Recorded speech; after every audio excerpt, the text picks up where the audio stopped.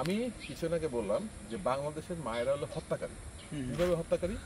তারা হচ্ছিল এই যে শিশুদেরকে, তাদের সন্তানদেরকে এত আদর করছে যে সকালবেলা ঘুম থেকে উঠতে দেয় না।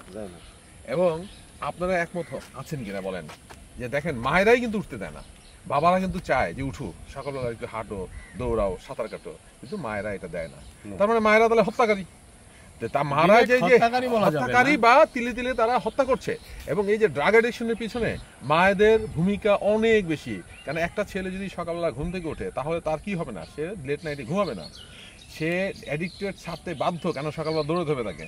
হ্যাঁ, তাহলে এই দুটো কাজে মায়ের সহায়তা করছে, প্রভোগ করছে। অ্যাবেডর, এই অ্যাবেডরদের জন্য আমাদের কোনো আইনের শাস্তি বিধান নাই এবং সংসদে কোনো এই ধরনের আলোচনাগুলো হচ্ছে না, এবং পুরা ন্যাশনাল হেলথ আমাদেরকে নষ্ট হচ্ছে।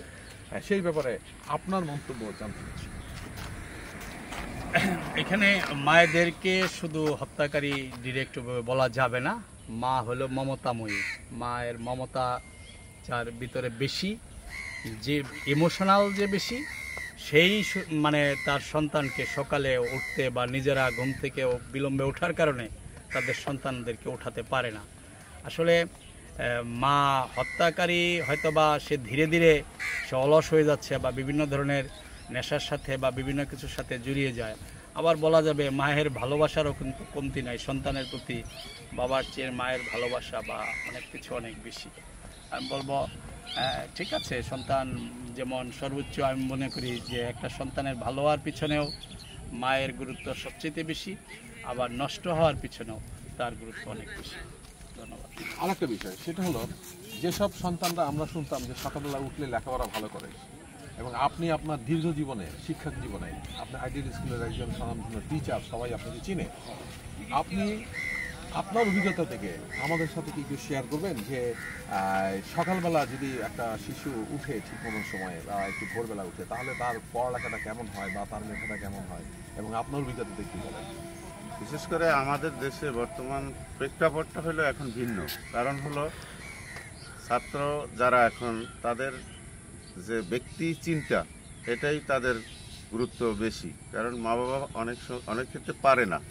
আর বিশেষ করে মায়েদের কথা, যে কথাটা আপনি বলছেন, দেখা যায় যে আমরা যা দেখি, ছেলেরা কোনো অপরাধে জড়ালে বা সেইখানে যদি কোনো বিচারের সম্মুখীন হয়, বাবাকে তা কোনো প্রকার ইন্ট্রোডিউস করতে দেয় না, মাকেই নিয়ে আসে।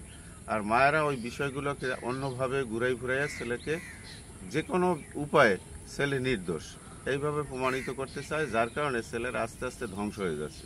বিশেষ করে মায়েরা সন্তানের মঙ্গল চায় ঠিকই, কিন্তু আসল বিষয়টা বুঝে না।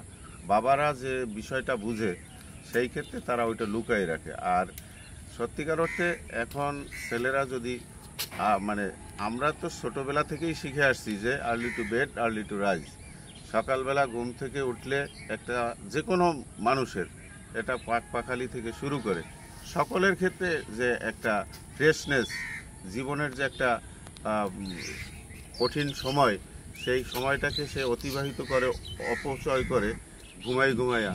এটা এখন দেখা যায় অনেক ছেলে স্কুলে ঠিক সময় আসতে পারে না, ঘুমাই থাকে। এগুলোর জন্য আমাদেরকে সর্বক্ষেত্রেই সচেতন হওয়া উচিত, না হলে এভাবে আস্তে আস্তে আমরা ধ্বংসই হব। এই আর কি।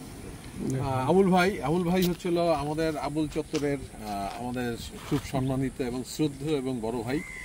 আবুল ভাই, আপনি অনেক গুরুত্বপূর্ণ পদে ছিলেন আপনার সারা জীবন, এবং আপনি গুরুত্বপূর্ণ পদে ছাড়াও আপনি আপনার জীবন থেকে আপনি আমাদেরকে একটু শেয়ার করবেন যে আমরা আসলে আমাদের এই জাতিটা আসলে কোন দিকে যাচ্ছে, আমরা এই যে ড্রাগ অ্যাডিকশন যে হচ্ছে, এখান থেকে মুক্তির উপায় কি?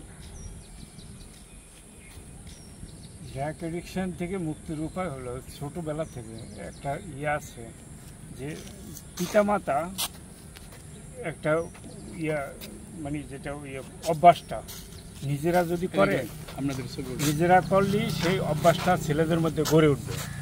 তো এইটা প্যারেন্টসদের দায়িত্ব। আর আপনার যদি স্যারে বললেন যে ওই প্যারেন্টসরা, মহিলারা ছেলেকে আশ্রয় দেয়, এটা তারা জিনগতভাবে, এটা বৈজ্ঞানিক উপায়ে প্রমাণিত, জিনগতভাবে মা ছেলে বা তার বাচ্চাদেরকে বাপের চেয়ে একটু বেশি করবে, স্নেহ করবে।